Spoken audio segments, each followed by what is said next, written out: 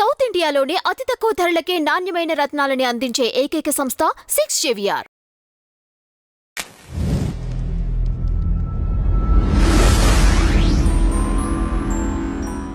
నమస్తే సార్. నమస్తే. మాజీ ముఖ్యమంత్రి వైఎస్ జగన్ గారు ఇప్పుడు కొత్తగా ఏదో వ్యూహరచన చేస్తున్నారంట. మరి అది పాదయాత్రనా లేకపోతే ఇంకొక యాత్ర ఏదన్నా చేస్తున్నారా? ఆయన వ్యూహం ఏంటంటారు? ప్రజెంట్ ఆయనకి ప్రతిపక్ష హోదా కూడా లేదు. బాగా పోరాడి తెచ్చుకున్నాడు ఆ గుర్తింపుని అట్లీస్ట్. సో ఇప్పుడు జనాల్లోకి వెళ్ళాలి అంటే ప్రభుత్వంలో ఉన్న వైఫల్యాలు చూపిస్తా, మేము వస్తే ఏం చేయగలమో చెబుతా వెళ్ళాలి. ఓకేనా?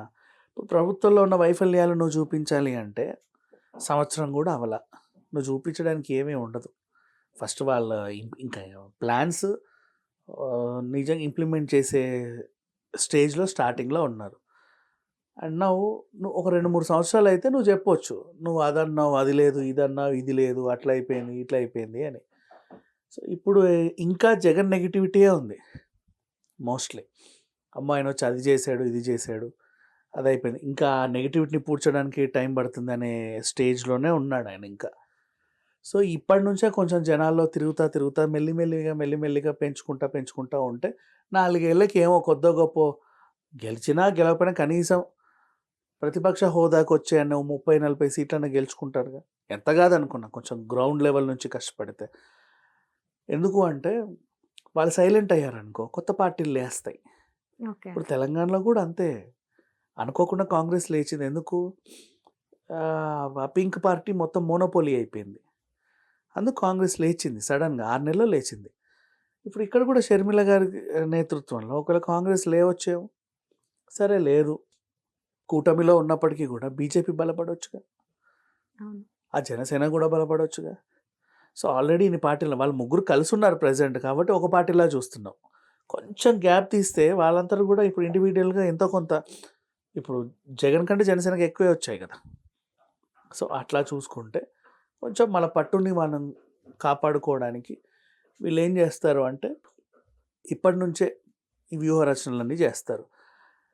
అక్కడక్కడికి వెళ్ళి ఏమైనా సభలు పెట్టడం. ఇప్పుడు షర్మిల ఒకటి ఎంచుకుంది అప్పట్లో, నిరుద్యోగ దీక్ష అని. అది బాగా హిట్ అయింది. సో అలాగే నిరుద్యోగం వైపు వెళ్ళాలా, లేకపోతే పోలవరం దగ్గర కూర్చోవాలా, లేకపోతే వైజాగ్ స్టీల్ ఫ్యాక్టరీ దగ్గర కూర్చోవాలా, ఇంకేం చేద్దాం ఏం చేద్దాం అనే ఆలోచనలు చేస్తూ ఉంటారు. నిత్యం జనాల్లో వాళ్ళ పేర్లు నానాలంతే.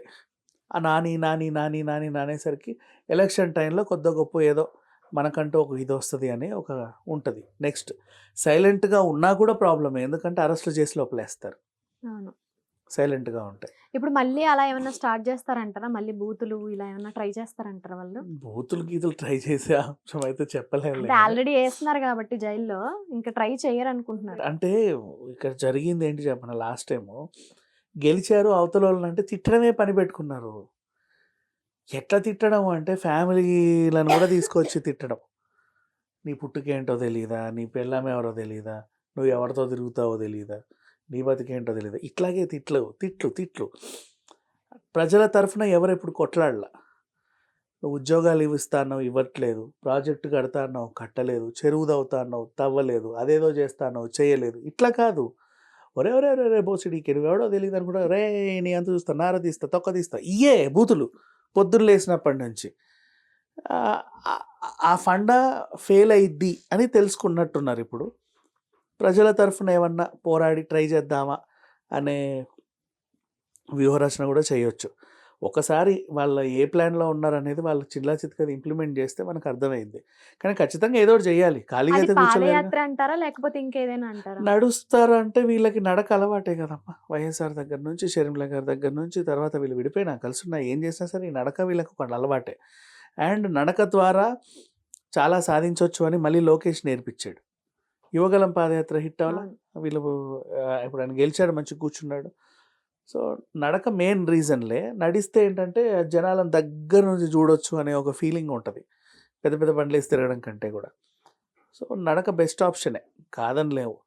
కాకపోతే ఏంటంటే ఎంత అడ్వాంటేజో డిసడ్వాంటేజ్ కూడా ఉంటుంది. వ్యతిరేకత ఇంకా ఉంది కదా.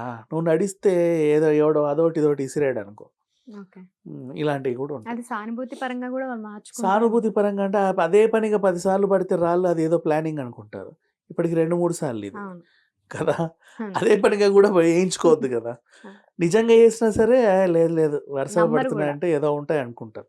సో, నడక అడ్వాంటేజ్ ఉంది, డిసడ్వాంటేజ్ ఉంది. ఇంకేమైనా చేయొచ్చు చేయాలనుకుంటే. బోలెడుంటాయి. జనాల్లో నానాలంటే బోలెడుంటాయి. ఫస్టు జనాల్లోకెళ్ళే ముందు మనోళ్ళందరూ మన పక్షాన ఉన్నారా లేదా చూసుకొని వెళ్ళడం బెటర్. వీళ్ళందరూ అటు ఇటు ఉంటారు 50, 50. అటు పోదామా, ఇటు పోదామా, ఈడనే ఉందామా అని అనుకునే వాళ్ళు ఉంటారు కదా! వాళ్ళందరూ లేదు మేము ఇక్కడే ఉంటామని ఆయనకనిపిస్తే అప్పుడు వాళ్ళని పట్టుకొని కూడా తిరగొచ్చు.